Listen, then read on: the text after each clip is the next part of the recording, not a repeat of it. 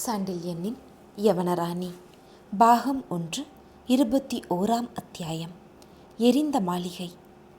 இருங்கோவேலுக்கு யவனராணி மீது ஏற்பட்ட காம இச்சையை ஒரு மாய வலையாக பயன்படுத்தி 2 நாட்களாவது அவனை கருவூரில் தங்க வைத்து விட்டால் அவனை ஒழித்து கட்டிவிடலாம் என்று சமணத்துறவி சொன்ன யோசனையை கேட்ட மாத்திரத்திலேயே சொல்ல ஒண்ணா அருவருப்பை அடைந்த இளஞ்செழியன் தூரத்தே நதிக்கரையில் தெரிந்த மாளிகையை அவர் சுட்டி காட்டிய போது அந்த சமணத்துறவியை திருப்தி செய்வதற்காக அதை பார்க்க துவங்கினானே ஒழிய அவருடைய யோசனையை ஏற்கும் எண்ணமோ அவருடைய திட்டங்களை பரிசீலிக்கும் அபிப்பிராயமோ எல்லளவும் இல்லாமலேயே அந்த மாளிகையை நோக்கி தன் கண்களை ஓடவிட்டான்.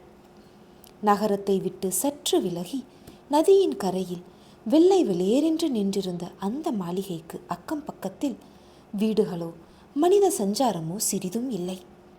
சேரமான் தலைநகரான கருவூர் வஞ்சியில் அப்படி ஒரு மாளிகை தனித்து இருக்க முடியும் என்பதை கனவிலும் கருதாத இளஞ்செழியன் இந்த மாளிகையை எதற்காக தனித்து கட்டியிருக்கிறார்கள் என்பதை அறிய விரும்பி அதற்கு பின்னால் தூரத்தே எழுந்த கருவூரின் பெரும் தெருக்களையும் உயர எழுந்து நின்ற அரச மாளிகை கூடங்களையும் ஒரு முறை ஏறெடுத்து பார்த்தான். பின் நிலவு லேசாக காய்ந்த அந்த இரவில் சேரமான் தலைநகரான கருவூர் வஞ்சி கண்ணுக்கு இணையற்ற பெரு விருந்தாக காட்சியளித்தது. எத்தனையோ விவாதங்களுக்கு தற்காலத்தில் இலக்கான திருச்சி ஜில்லா கருவூர் அக்காலத்தை பெரும் பொலிவு பூண்டு விளங்கியது என்பது ஆராய்ச்சியாளர் முடிவு. சேரமான் தலைநகராக சங்க காலத்தில் விளங்கியது இந்த கருவூர் தானா அன்றி மலையாளத்தில் உள்ள கொடுங்கோளூர் என்ற முசிறியா என்பது பற்றி சமீப காலம் வரை பெரும் தர்க்கம் நடந்து வந்தது. திருவஞ்சி குளமே சேரமான் தலைநகராயிருந்தது என்பது மலையாள அறிஞர்கள் கருத்து. திருச்சி ஜில்லாவில் உள்ள கருவூர் சங்க காலத்தில் வஞ்சி மாநகர் என்ற பெயருடன் சேரன் தலைநகராக திகழ்ந்தது என்பது தமிழறிஞர் வழக்கு.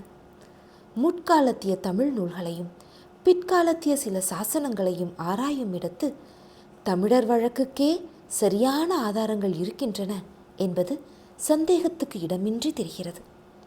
குடபுலம், குணபுலம், தென்புலம் என மூவகை பகுப்பு உடைய தமிழகத்தே குடபுலம் சேரர்க்கும் குணபுலம் சோழர்க்கும் தென்புலம் பாண்டியர்க்கும் உரியதாயிருந்ததன்றி சேரர்கள் நிலமான குடபுலம் குணமலை நாடென்றும் குடமலை நாடென்றும் இரு பிரிவாக விளங்கி வந்தது என்றும் பிற்காலத்தில் கொங்கு மண்டலம் என்று அழைக்கப்பட்டது சேரரது குணமலை நாடே என்றும் பழந்தமிழ் நூல்களில் காணப்படுகின்றன. அந்த சேரரது குணமலை நாட்டின் பகுதியான கிழக்கு சேர மண்டலத்திலேயே திருச்சி ஜில்லாவின் பகுதிகளாக கருவூர், ஆமூர், குழுமூர், பேரூர் இருந்தன என்பதற்கும் சோழவேந்தன் கரிகாலனுக்கு அரசவாகை சூடிய யானை புறப்பட்ட கழுமலம் என்ற இடமும் கருவூருக்கு அருகில் இருக்கிறது என்பதும் சுவடிகளால் அறியப்படுகின்றது. ஆகவே சேரமான் தலைநகரான வஞ்சி மாநகர் திருச்சி ஜில்லாவின் ஆண்பொருணை என்ற ஆம்பிராவதி நதிக்கரையில் உள்ள கருவூரே அன்றி மலையாளத்தில் உள்ள கொடுங்கோளூர் அல்ல என்று தமிழர் ஆராய்ச்சி நூல்கள் கூறுகின்றன. தமிழ் ஆராய்ச்சி முறையை ஒட்டியே இந்த கதையும் எழுதப்படுவதால் அன்று இளஞ்செழியன் கண்ட மாளிகையை அடுத்து ஓடியது கருவூரை அடுத்து நின்ற ஆண்பொருணை என்ற ஆம்பிராவதி நதியே என்று கொள்ளுவோம். ஆம்பிராவதியில் உள்ள பளிங்கு நீரும் அதில் பிரதிபலித்த சந்திர வெளிச்சத்தில் பாதி தெரிந்தும் தெரியாமலும் இருந்த வெள்ளை மாளிகையின் உப்பரிகை உச்சியும் இளஞ்செழியன் கண்களையும் உள்ளத்தையும் அப்படியே கவர்ந்தன. அவற்றிலிருந்து நகரத்தின் நெருக்கமான பகுதிகளுக்காக கண்களை ஓடவிட்ட சோழர் படையின் உபத்தலைவன் சேரமான் தலைநகரான கருவூர் வஞ்சி எத்தனை பலமுடையது, எத்தகைய படை தாக்குதல்களை சமாளிக்கும் ஆற்றலுடையது என்பதை புரிந்து கொண்டான். நகரத்தில் விசாலமான வீதிகள் சோழர் நகர வீதிகளைப் போல் நேர் சதுக்கங்களாக கட்டப்படாமல் ஆங்காங்கு திருப்பி திருப்பி பல முக்கோணங்களாக கட்டப்பட்டிருப்பதையும் அத்தனை முக்கோணங்களும் பார்ப்பதற்கு தனிப்பிரிவுகளைப் போல் தோன்றினாலும் ஒவ்வொன்றையும் இணைக்க பெரும் சுவர்கள் எழுந்ததையும் அப்படி இணைந்த சுவர்கள் தூரத்தே தெரிந்த மலைக்காடுகளை நோக்கி சென்று கண்ணுக்கு மறைந்ததையும் கண்ட இளஞ்செழியன் அந்த நகரத்தை தாக்கி வெற்றி கொள்வது அவ்வளவு சுலபமல்ல என்பதையும், சேரனை முறியடிக்க வேண்டுமானால் அவனை அந்த நகரத்தை விட்டு வெளியே இழுக்க வேண்டும் என்பதையும் சந்தேகமற தெரிந்து கொண்டான். அத்தனை ஏற்பாட்டுடன் நகர நிர்மாணத்தை நன்றாக அறிந்த அறிவாளிகள் உதவியால் கட்டப்பட்டுள்ள அந்த நகரத்துக்கு பெரும் பலவீனமான ஒரு தனி மாளிகையை எதற்காக ஊர்ப்புறத்தே கட்டினார்கள் என்பதை அறிய முடியாமல் திணறிய இளஞ்செழியன், எத்தனை பலமான நகரம், எத்தனை பலமான அரண்கள், எத்தனை படை வீடுகள் என்று கருவூரை உள்ளூர மெச்சியதல்லாமல் அதை வாய்விட்டும் மெல்ல சொன்னான். அவன் மேற்கொண்டு பேசுவதற்குள் சமணத்துறவி சொன்னபடி அந்த மாளிகையில் நிகழ்ந்த விந்தைகள் அவன் யோசனைகளை சட்டென்று அறுத்து நிறுத்தவே மாளிகை சாளரத்தையே கண்கொட்டாமல் பார்த்தான் படைத்தலைவன். சாளரத்தை துறவி காட்டிய விளக்கு மெல்ல மெல்ல அசைந்து அசைந்து பின்வாங்கி முன் வந்தது. பிறகு பக்கவாட்டில் லேசாக அப்புறமும் இப்புறமும் சஞ்சரித்தது. பிறகு இருமுறை ஆழத்தி எடுப்பது போல் சுழன்றது. அப்படி யாரும் விளக்கை எடுத்து ஆட்டுவதாகவும் தெரியாததால் இளஞ்செழியன் பிரமிப்புடன் துறவியை நோக்கி, அடிகளே, வெண்ணிலவு நன்றாகத்தானே காய்கிறது என்று வினவினான். பேச்சு கொடுக்க சிறிதும் இஷ்டப்படாத அடிகள் ஆமாம் என்று மட்டும் வேண்டா வெறுப்பாக பதில் சொல்லி மாளிகையையே கவனித்தார். இவ்வளவு நிலவு காயும்போது மாளிகை மாடியறையில் யாராவது இருந்தால் லேசாகவாவது தெரியுமே என்றான் இளஞ்செழியன். தெரியும் என்றார் அடிகள் அவனை திரும்பி பார்க்காமலே. ஆனால் தெரியவில்லையே என்றான் இளஞ்செழியன். இல்லை என்றார் அடிகள். அப்படியானால் விளக்கு தானாக ஆடுமா கேட்டான் இளஞ்செழியன். ஆடாது என்று பதிலுரைத்தார் துறவி. யாராவது எடுத்து அசைத்தால்தானே ஒளி இடம் மாறும் என கேட்டான் இளஞ்செழியன். ஆம் என கூறினார் அடிகள். அப்படி யாரும் அசைப்பதாகவும் தெரியவில்லையே என்றான் படைத்தலைவன். சிறிதும் பேசாமல் மாளிகையை பார்த்து கொண்டிருந்த அடிகள் அந்த தருணத்தில்தான் முன் அத்தியாயத்தின் இறுதியில் கூறியது போல திடீரென அலறினார். கெட்டது குடி, திட்டத்தில் மண் விழுந்தது, அத்தனையும் தொலைந்தது என்று. சமணத்துறவி அப்படி அலறியதற்கு திட்டமான காரணம் ஏதும் இளஞ்செழியனுக்கு புரியவில்லை என்றாலும் மாளிகை சாளரத்தில் லேசாக கண்ணுக்கு தென்பட்ட நிகழ்ச்சிகள் மட்டும் அவன் மனதிலும் சந்தேகத்தையும் ஓரளவு திகிலையும் ஏற்படுத்தின. அதுவரை சாளரத்தில் உலாவியிருந்த விளக்கு திடீரென வெளியே விசிறி எறியப்பட்டு சாளரத்திலிருந்து கிளம்பி வால் நட்சத்திரம் போல் பறந்து தூரத்தே சென்று விழுந்தது. அதைத் தொடர்ந்து யாரோ 2-3 பேர் அறைக்குள் சண்டையிடும் காட்சி. அந்த அறைக்குள் திடீரென நுழைந்த ஒரு பந்தத்தின் வெளிச்சத்திலிருந்து தெரிந்தது. அடுத்த சில வினாடிகளில் சந்தடி ஏதும் செய்யாமல் பிசாசுகளைப் போல பலர் ஊர்ந்து சென்று மாளிகையை சுற்றி எதையோ அடுக்கிவிட்டு அவற்றுக்கெல்லாம் தீயும் வைத்துவிட்டு மறைந்தார்கள். கண்மூடி கண் திறப்பதற்குள் அந்த மாளிகையை சுற்றி பெரும் தீ எரிந்தது. அப்பொழுது கூட அடிகள் கூச்சல் போடவில்லை. ஆனால் அந்த தீ பிடித்த மறுகணம் எங்கிருந்தோ பறந்து வந்த குதிரை வீரர்கள் அந்த மாளிகையை வளைத்து கொண்டதும் தான் அடிகள் மனம் தாங்காமல் அலறினார். அந்த நிகழ்ச்சிகளின் காரணத்தை லவலேசமும் அறிய முடியாததால் குழம்பியிருந்த படைத்தலைவனை அணுகிய யவனராணியும் தூரத்தே தீப்பிடித்து கொண்டிருந்த மாளிகையை கண்டு, இதென்ன படைத்தலைவரே, யார் அந்த தீயை வைத்திருக்கிறார்கள் என்று கேட்டாள். எனக்கு தெரியாது ராணி, துறவிதான் அறிவார் என்றான் இளஞ்செழியன். தூரத்தே எரிந்த அந்த மாளிகையை பார்த்து அலறியதன்றி திக் பிரம்மை அடைந்து தலையில் கையையும் வைத்து கொண்டு நின்ற துறவியை தன் நீலமணி கண்களால் ஒருமுறை துழாவிய யவனராணி, ஆபத்தை கண்டு கலங்குவதாலோ அஞ்சுவதாலோ பயனில்லை அடிகளே, விஷயத்தை என்னவென்று விளக்கி சொல்லுங்கள் என்று கேட்டாள். நீர் தழும்பி நின்ற கண்களுடன் ராணியை நோக்கிய அடிகள், விளக்க தேவையில்லை ராணி, அந்த தேவை தீர்ந்து விட்டது என்று குரல் தழுதழுக்க துக்கம் தொண்டை அடைக்க பதில் சொன்னார்.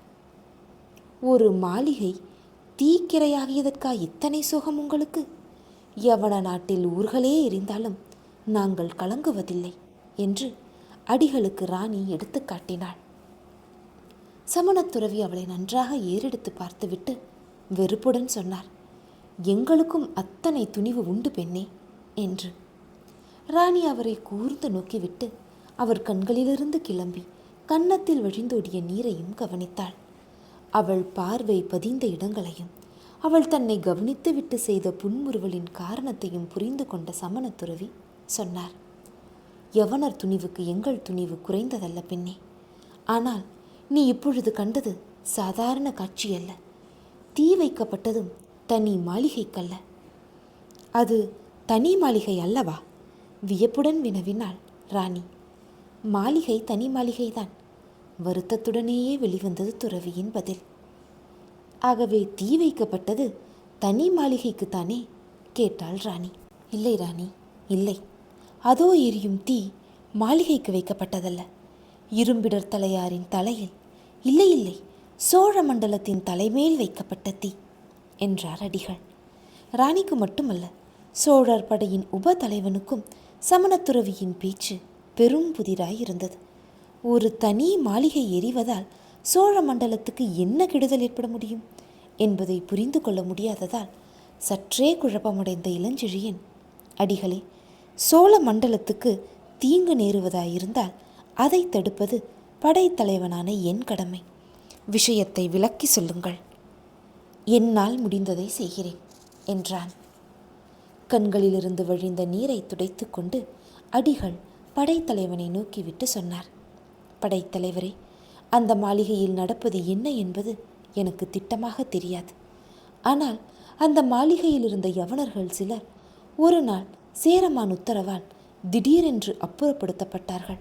பிறகு சில நாட்கள் மாளிகையின் உதிர்ந்த சுவர்களுக்கு சாந்து பூசி வெள்ளை வைத்து பழுது பார்த்தார்கள். மாளிகையின் அந்த மதிலின் ஒரு பகுதி இடிந்தும் கிடந்தது. அதையும் செப்பனிட்டார்கள். பின்பு மாளிகை பகுதியில் காவல் அதிகரித்தது. மாளிகையை அடுத்துள்ள ஆம்பிராவதியின் நீராடும் துறைக்கு போகக்கூடாது என்று மக்களுக்கு தடையும் விதிக்கப்பட்டது. எல்லாம் சில நாட்களுக்குள்ளாகவே நடந்தது. பிறகுதான் இரும்பிடர் தலையாரும் உறையூரிலிருந்து இங்கு வந்து சேர்ந்தார். மேலே சொல்லும் என்பதற்கு அறிகுறியாக தலையை அசைத்த இளஞ்செழியன் சாளரத்தை விட்டு அறையின் நடுவிடத்தை அடைந்தான். அடிகள் மேற்கொண்டு சொன்னார், இரும்பிடர் தலையார் அடிக்கடி மடத்துக்கு வந்து சென்றார். வந்த முதல் நாளே இந்த மாடி அறையில் தங்கி அந்த வெள்ளை மாளிகையை கூர்ந்து கவனித்துவிட்டு போனார். 2 நாட்களுக்கெல்லாம் அந்த மாளிகை சாளரத்தின் விளக்கு எரிந்தது. அந்த விளக்கு தினம் அசையும் என்றும், அசைவது ஏதாவது ஒரு நாளில் நின்றால் தனக்கு அறிவிக்கும்படியும் எனக்கு கட்டளையிட்டிருந்தார். தினமும் கவனித்து வந்தேன். இடையே பூம்புகார் நிலைமையை பற்றிய குழப்பமான செய்தி வந்திருந்தது. நீங்கள் வருவதற்கு முதல் நாள்தான் நீங்கள் வரப்போவதாகவும் வந்தவுடன் உங்களை சந்திப்பதாகவும் இரும்பிடர் தலையார் கூறி சென்றார். அந்த மாளிகையை பற்றிய மர்மத்தை அவர் வாய் திறந்து கூறாவிட்டாலும் நான் ஓரளவு புரிந்து கொண்டேன். சமணத்துறவியின் புத்தியும் அத்தனை மந்தமல்ல பாருங்கள் என்றார் அடிகள். அப்புறம் என்ன நடந்தது? இதை கேட்ட இளஞ்செழியின் குரலில் கவலை தோய்ந்து கிடந்தது. அப்புறம் நடந்ததை தாங்கள் அறிவீர்கள். இங்கு வரவேண்டிய இரும்பிடர் தலையார் வரவில்லை. பதிலுக்கு அவருடைய பரம விரோதி இருங்கோவேள் வந்தான். அவரிடம் கிடைக்க வேண்டிய ஓலை அவனிடம் கிடைத்துவிட்டது. இரும்பிடர் தலையாரின் திட்டங்கள் தவிடுபொடியாகிவிட்டன. அதோ மாளிகையை பற்ற வைத்து விட்டான் இருங்கோவேள். அதோ சோழ மண்டலம் பற்றி எரிகிறது என்று சொல்லிய அடிகள், இருக்கட்டும் இருக்கட்டும், இதற்கு அந்த பாதகனை பழிவாங்காமல் விடப்போகிறேனா? இதோ இந்த ராணி தயவு வைக்கட்டும். அவனை இந்த இடத்திலேயே குத்தி போட்டு அவன் இரத்தத்தில் தலையை முழுகுகிறேன் என்று வெறி பிடித்தவர் போல் கூச்சலிட்டார். சமணத்துறவி அப்படி கூச்சலிட்டது யவனராணிக்கு மட்டுமன்றி இளஞ்செழியனுக்கும் ஆச்சரியமாயிருந்தது. இருங்கோவேலை குத்தி போடுவதை பற்றியும் குருதியில் தலைமுழுகுவது பற்றியும் அஹிம்சாமூர்த்தியின் பெயரால் திகழும் ஒரு மடத்தின் தலைவர் பேசியது பொருத்தமாயில்லை என்றாலும் சோழ நாட்டை சேர்ந்த அந்த துறவியின் உள்ள உணர்ச்சிகளின் வேகத்தை புரிந்து கொண்ட இளஞ்செழியன் இதயத்தில் ஒரு பெருமிதமும் எழுந்து விளையாடியது. சமணத்துறவியானாலும் நாட்டுப்பற்று அவருக்கு போகவில்லை என்பதை உணர்ந்த படைத்தலைவன் அவரை பற்றி தான் முதலில் கொண்ட சந்தேகத்தை நினைத்து வருந்தவே செய்தான். அந்த வருத்தத்துடன் அனுதாபத்தின் வசமும் பட்ட இளஞ்செழியன் துறவியை சமாதானப்படுத்த முயன்று, அடிகளே, சோழ மண்டலத்தை பல ஆபத்துகளிலிருந்து காப்பாற்றியுள்ள ஆண்டவன் இப்பொழுது மட்டும் அதை எரித்து விடுவான் என்று நினைப்பது தவறு.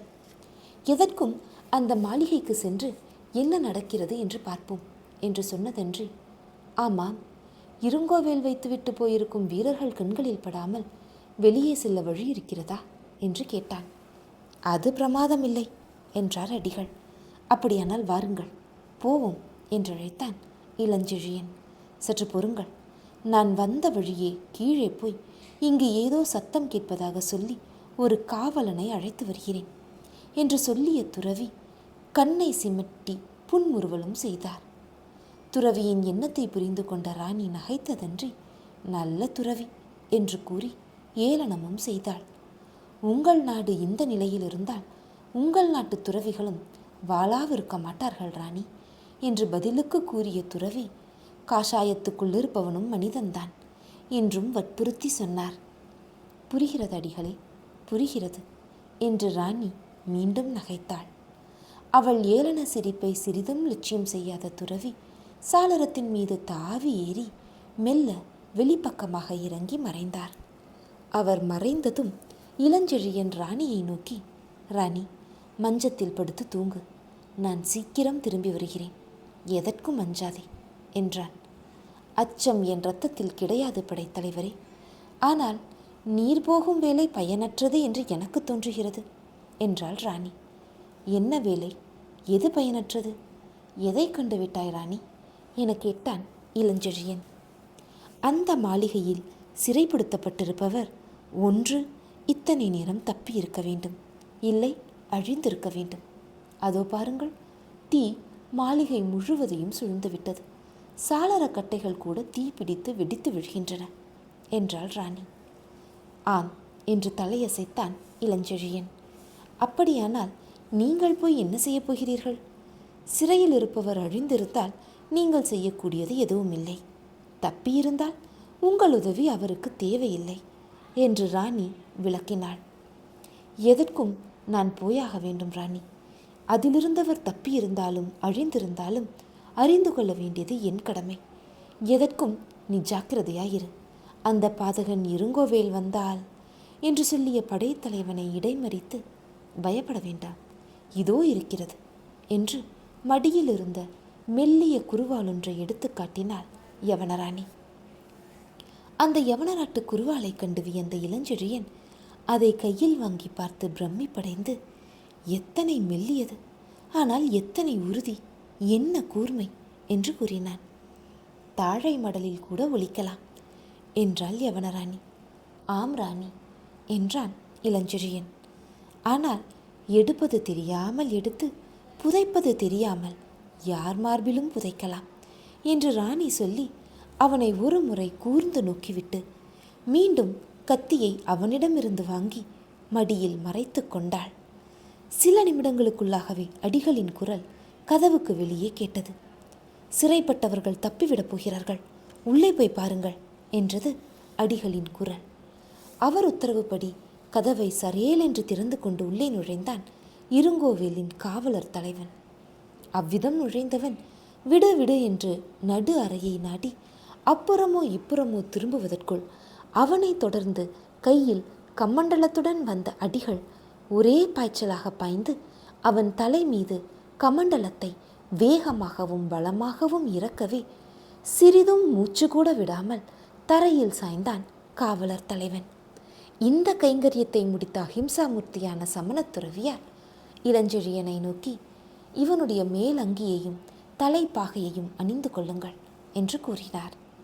காவலர் தலைவன் தலைப்பாகையையும் அங்கியையும் அணிந்து கொண்ட இளஞ்செழியன் ராணியிடம் விடைபெற்று கொண்டு துறவியுடன் புறப்பட்டு மடத்தின் வாயிலை அடைந்தான். மடத்தை விட்டு கிளம்பும் முன்பாக சமணத்துறவி, மேலே யாரும் போக வேண்டாம் என்றும் மேல் அறையிலிருந்து சத்தம் வந்தாலும் அதை லட்சியம் செய்ய வேண்டாம் என்றும் வீரர்களுக்கு பணித்ததன்றி, நானும் இவருடன் சென்று வருகிறேன் என்று கூறி துரிதமாக வெளியே நடையை கட்டினார். இப்படி காவலர் கண்களில் மண்ணை தூவிவிட்டு ஆம்பிரா நதிக்கரையோரமாக உள்ள மரங்களின் நிழல்களில் ஒதுங்கி ஒதுங்கி பதுங்கி மாளிகையின் முன்பிருந்த சிறு தோட்டத்தருகே வந்த துறவியின் காதுகளில் வாட்கள் பலமாக மோதும் அரவம் கேட்கவே, பேசாமல் வாருங்கள் என்று இளஞ்செழியனை அழைத்து கொண்டு ஒரு மரத்தின் பக்கத்தில் ஒதுங்கினார். அவர்கள் பதுங்கிய மறு நிமிடம் ஒரு வாலிபன் இரத்தம் தோய்ந்த வாளுடன் அந்த மர கூட்டங்களுக்கிடையில் ஓடி வந்தான். அதிகமாக ஓட முடியாமல் ஒரு காலை நொண்டி நொண்டி கஷ்டப்பட்டு தட்டு தடுமாறி ஓடி வந்த அவன் தன் கண்களை நாலாபுறமும் சில வினாடிகள் ஓட்டினான். ஆனால் அப்படி பார்த்து ஒரு முடிவுக்கு வரும் முன்பாகவே தடதடவென்று பல வீரர்கள் தோட்டத்துக்குள் புகுந்து அவனை வளைத்து கொண்டார்கள்.